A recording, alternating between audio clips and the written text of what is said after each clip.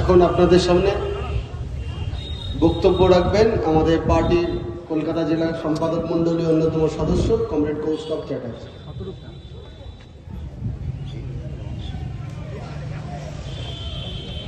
কংগ্রেস সভাপতি শতরূপ মঞ্চে আছে, তাপসদা আছেন। আপনারা দীর্ঘক্ষণ ধরে 7টার সময় যতীন সেন পার্কে মিটিং শুরু হয়েছে।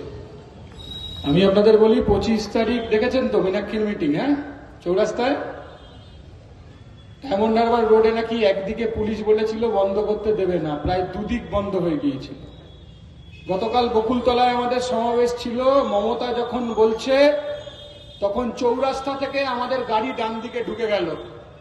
মমতা ব্যানার্জির মিটিং এ বেহালায় লোক হয়নি, পুলিশ বেশি ছিল, বেহালায় লোক মমতার মিটিং এ আসছে না। রাজ্যের মুখ্যমন্ত্রী গতকাল বলেছে, আবার বলেছে, এই নিয়ে 4 বার বলল যে সিপিএম এর কান মুলে দিতে হবে, সিপিএম এর কান মুলে দিতে হবে। আমি বলছি এখানে শতরূপ মিটিং বক্তৃতা করেছে, এখানে কমরেডরা আছেন, মানুষজন দূর থেকে শুনছেন। আমি দেখেছি সরকার হাট থেকে চ্যাটার্জি পাড়া অব্দি মাইক লাগানো আছে। আরে আমাদের তো কান আছে, তৃণমূলের দোকান কাটা, তাই কারণে এখনো মিটিং করছে, দোকান কাটা। আমাদের কান আছে, কান মুলে দিতে পারেন। কিভাবে জিতেছেন 127 নম্বর ওয়ার্ড, 128 নম্বর ওয়ার্ড, কিভাবে জিতেছেন? আমি তো সবসময় বলি বিধায়ক আসামি আর কাউন্সিলর স্বামী, কাউন্সিলরকে খুঁজে পাওয়া যায় না, কাউন্সিলরের স্বামী মোটর বাইকে করে ঘুরে বেড়ায়। বিধায়ক আসামি আর কাউন্সিলর স্বামী। নির্ভক্ত কাউন্সিলর ছিল। 127 নম্বর ওয়ার্ডের মানুষ, যে কোনো মানুষ, শুধু সিপিআইএম এর সমর্থক নয়, তৃণমূল কংগ্রেসের সমর্থক। তারাও বলছে কাকে জেতালাম, ছাপ্পা ভোটে কাকে জেতালাম। এই লোকসভা নির্বাচন সায়রা সাহালিন, দীপশিতা, সৃজন, মোহাম্মদ সেলিম, সুজন চক্রবর্তী, এরা শুধু নাম নয়, এদের নাম হচ্ছে the game changer, the game changer. পশ্চিমবাংলার খেলা ঘুরিয়ে দেবে এরা। আপনি দেখেছেন গতকাল যে শতরূপ তো দেখলাম ফেসবুকে লিখেছে, গতকাল দেখেছেন দেশের প্রধানমন্ত্রী এসে তিনি বলে গেলেন যে আমরা নাকি সিপিআইএম, নাকি আমরা নাকি বিজেপির তৃণমূল কংগ্রেসের এজেন্ট। শতরূপ আজ ফেসবুকে লিখেছে, সোশ্যাল মিডিয়ায় দেখবেন, বলে হচ্ছে এখানে 3 জন নেতাকে নিয়ে পাশে আছেন যারা তৃণমূল থেকে বিজেপিতে গেছে। রানাঘাটের মুকুটমণি মুকুট পরিবর্তন করে ফেলেছে, বিজেপির এমএলএ এখনো সে তৃণমূলের মুকুট পরে পড়েছে। তৃণমূলের লকেট এখন বিজেপির গলায়। আপনি বুঝতে পারবেন না কে কখন তৃণমূল, কে কখন বিজেপি, আপনি বুঝতে পারবেন না। তৃণমূল মিটিং করে বিজেপিকে গালাগাল দিচ্ছে, বিজেপি মিটিং করে তৃণমূলকে গালাগাল দিচ্ছে। আমার মনে আছে আমি ক্লাস 6-এ পড়ি, এই মিলনতীর্থ মাঠে খেলছিলাম, এখানে থাকে পাড়ায়, ওর নাম আমি বলছি না এখন। ওর বাবা ওকে পেঁদাচ্ছে, আমরা খবর পেলাম, মিলনতীর্থ মাঠে খেলছিলাম, ক্লাস 6-এ পড়ি তখন। ওর বাবা পেঁদাচ্ছে, খবর পেলাম, ছুটে গেছি, গিয়ে জিজ্ঞাসা করলাম কাকু মারছেন কেন? তো একটা খাতা আমার দিকে এগিয়ে দিল, দেখলাম অঙ্কে 100-এ 5 পেয়েছে, লেখা আছে তলায় 100, ওপরে লেখা আছে 0.5। তা আমি বললাম মারছেন কেন, পরের বার ভালো ফলাফল করবে। তো ভদ্রলোক আমাকে বলছেন, আমার বন্ধুর বাবা, আমার বন্ধু বাস স্ট্যান্ডে এখানে থাকে, তো বাবা বলছে যে ও 5 পেয়েছে বলে মারছি না। ওকে জিজ্ঞাসা করেছি তুই অঙ্কে 5 কেন পেয়েছিস? ও আমাকে বলছে বাবা আমি তো 5 পেয়েছি, আমার বেস্ট ফ্রেন্ড অঙ্কে 1 পেয়েছে। আপনি সন্ধ্যাবেলা টিভি চ্যানেলটা খুলুন, এ বলছে তুই এসএসসি চোর, এ বলছে তুই ব্যাপম চোর, এ বলছে তেহেলকা, এ বলছে নারদা, এ বলছে হাতরাস, এ বলছে হাসখালি, এ বলছে কামদুনি, এ বলছে উন্নয়ন, এ বলছে তুই চোর, এ বলছে তুই চোর। তৃণমূল বিজেপির চর্চা চলছে। আমরা বলছি পার্থক্য ছিল, পার্থক্য আছে, পার্থক্য থাকবে। শতরূপ বলেছে আমরা কি করব, আমি বলছি আপনাদের আমরা কি করেছি। 2004 সাল আমরা পার্লামেন্টে যখন 61, তখন 1 পয়সা কেরোসিন তেলের দাম বাড়ে না। 4.5 বছরে আমরা যখন পার্লামেন্টে 61, তখন 1 পয়সা কেরোসিন তেলের দাম বাড়ে না। আজকে 13 টাকার কেরোসিন তেল সেঞ্চুরি করতে চলেছে। আমরা যখন পার্লামেন্টে 61, তখন রান্নার গ্যাস 4.5 বছরে বাড়ে 30 টাকা, আজকে 300 টাকার রান্নার গ্যাস 1200 টাকা হয়েছে। আমরা যখন পার্লামেন্টে 61, তখন 100 দিনের কাজ চালু হলো, গোটা দেশে 100 দিনের কাজ চালু হলো। আর 100 দিনের কাজ নিয়ে আজকে কাজিয়া হচ্ছে। এক দল বলছে দিল্লির জমিদাররা আমার টাকা আটকে দিয়েছে, আরেক দল বলছে তোরা চুরি করেছিস, বেশ করেছি, বন্ধ করে দিয়েছি টাকা। আমি আপনাদের বলছি তৃণমূল হিসেব দিতে পারবে না, তৃণমূল হিসেব দিতে পারবে না কেন? হিসেব দিতে গেলে দুটো কলম হয়, এত টাকা আয় করিয়াছি, এত টাকা ব্যয় করিয়াছি। তৃণমূলকে যদি হিসেব দিতে হয় তাহলে 3টে কলম করতে হবে, এত টাকা আয় করিয়াছি, এত টাকা ব্যয় করিয়াছি, এত টাকা মাল ঝাড়িয়া নিয়ে গিয়েছি। তৃণমূল হিসেব দিতে পারবে না। আর তৃণমূলের নেতারা যারা চুরি করলো, বিজেপির এজেন্সি তাদের অ্যারেস্ট করবে না, উল্টে সব মানুষের টাকা বন্ধ করে দেবে।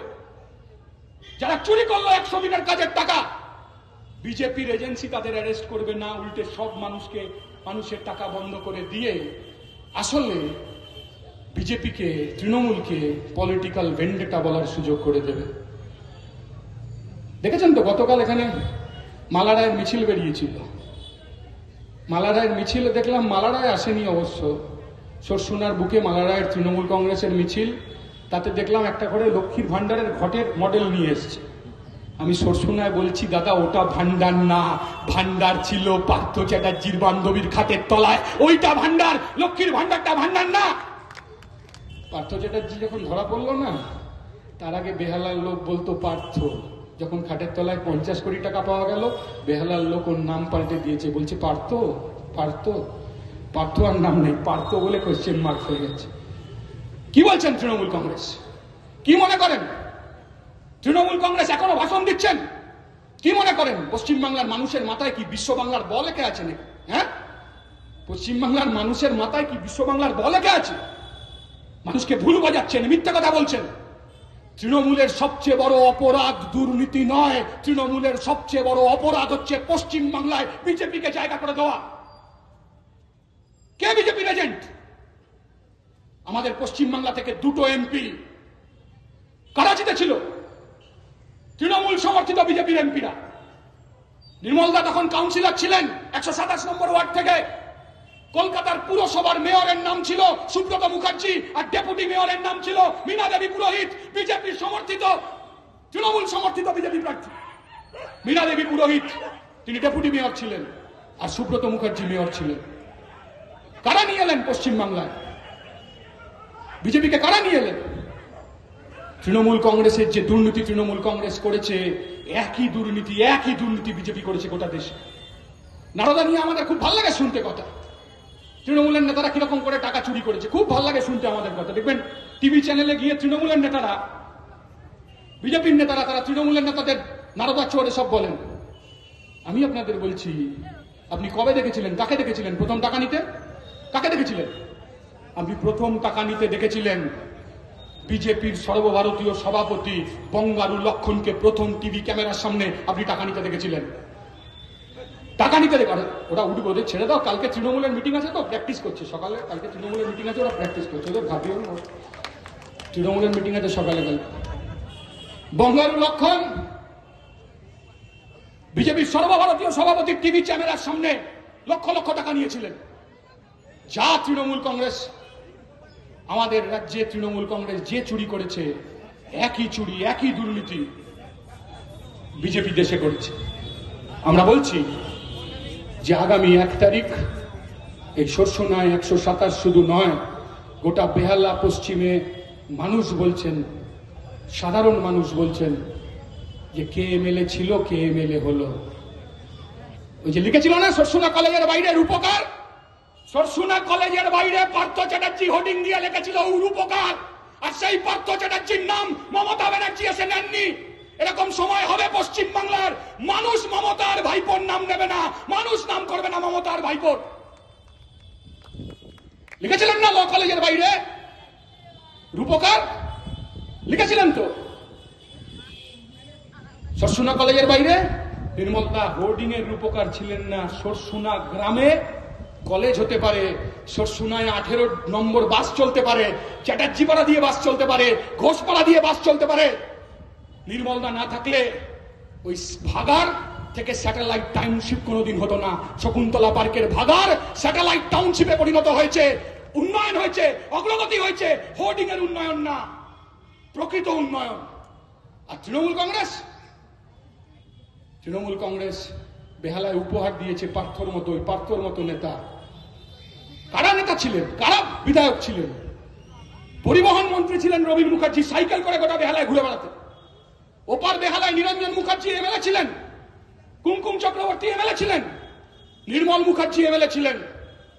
আমরা বলছি আসলে এটাই পরিবর্তন, এটাই বুদ্ধদেব ভট্টাচার্য বলেছিলেন যে আমরা আসলে যারা বলেন না যে তোমরা শূন্য, আমরা বলছি আমরা শূন্য বলেই 13 টাকার কেরোসিন তেল 90 টাকা হয়েছে, আমরা শূন্য বলেই 300 টাকার রান্নার গ্যাস 1200 টাকা হয়েছে, আমরা শূন্য বলেই পার্থ চ্যাটার্জির মতো পেড়ে পাঁচ নেতারা মন্ত্রী হয়েছেন, আমরা শূন্য বলেই আসলে আমাদের অসুবিধা হয়নি।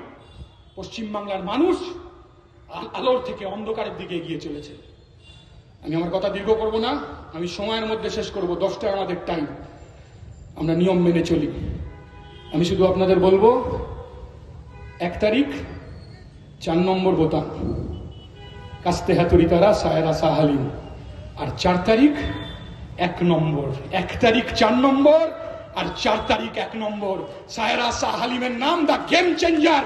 4 তারিখ 1 নম্বরে সায়রা সাহালিম যদি অনেক মানুষের ভোট পায়, দক্ষিণ কলকাতায় বাড়তি মানুষের ভোট পায়, তাহলে সায়রা সাহালিম জিতবে না, দক্ষিণ কলকাতার মানুষ জিতবে, সরসুনার মানুষ জিতবে, বেহালার মানুষ জিতবে।